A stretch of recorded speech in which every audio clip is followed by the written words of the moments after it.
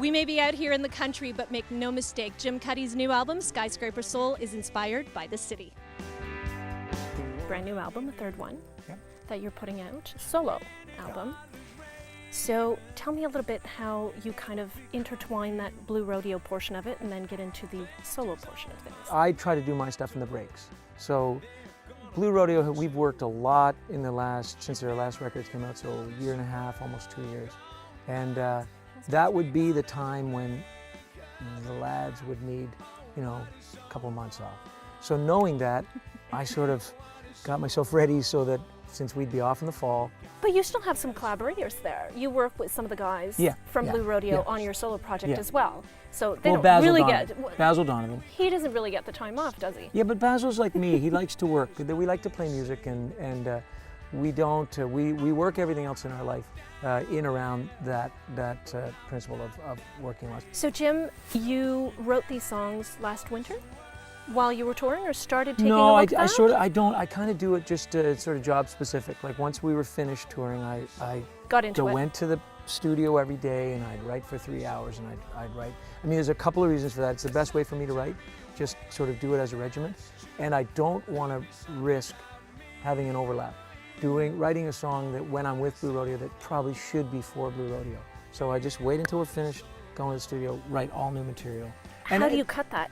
Well, I just do it with time. I can't figure it out intellectually or emotionally. I can't do it like that. I have to do it just, okay, Blue Rodeo stopped.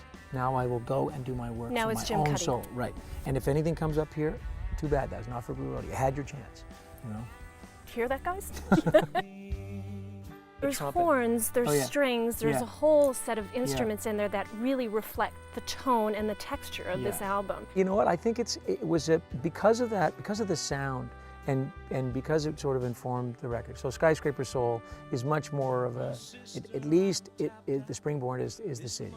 Whereas I've done a lot of rural contemplation in my writing, and this is the springboard was much more the city, and the horn kind of. It fit. Had that, it's that off the balcony late at night kind of mournful thing, or it can be all jazzed up. And throughout, actually, that's really what came out when you listen to it. And it's absolutely gorgeous. That's why I was referring to some sort of an evolution into that side of things. I guess it is. I mean, I try to make things different. I try to write differently. And once Are you scared of repeating yourself sometimes? No, because I inevitably do. So I've accepted that long ago. Why do you say that? Well, I think I do. I write within a certain realm, and also there's certain things that appeal to me. There's certain melancholic sounds and melancholic lyrics that appeal to me. So I'm going to be drawn to that way, and I don't sit down and consciously try to do everything different. I try to be as honest as I can to whatever the song is.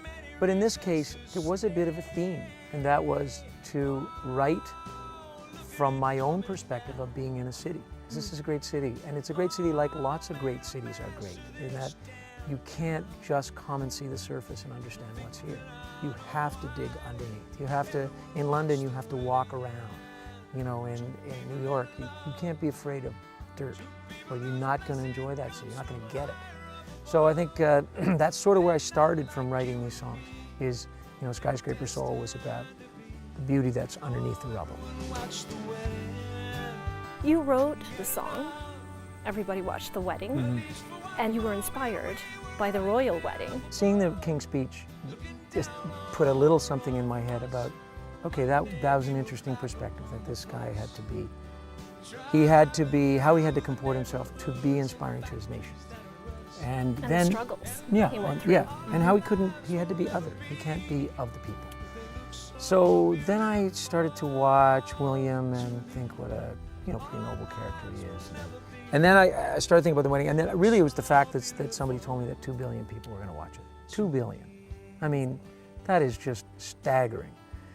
And it occurred to me that the reason that people watch it is not because they are either royalists or non-royalists, or want to see the monarchy abolished or want to see it preserved. They watch it because for a moment they're lifted out of their lives. And so that was what I wrote the song about. I tried to write the song about a normal life, somebody's normal connections. Tell me a little bit about, you have an instrumental song on that album. That's also something that surprised me and thought, wow, nice little interlude. And I actually thought, absolutely, City Birds is the name, and thought this could actually be a beautiful soundtrack to a movie. It's true. Well, good you said that. My good friend Greg Keeler did the soundtrack for Gunless, the Paul Gross film. And that song I wrote that song for him. See? I didn't even know that. You were right, but it was rejected. Greg rejected it. So I'm glad he did, because I got it back. Be sure to give Skyscraper Soul a listen. We'll catch you again next time.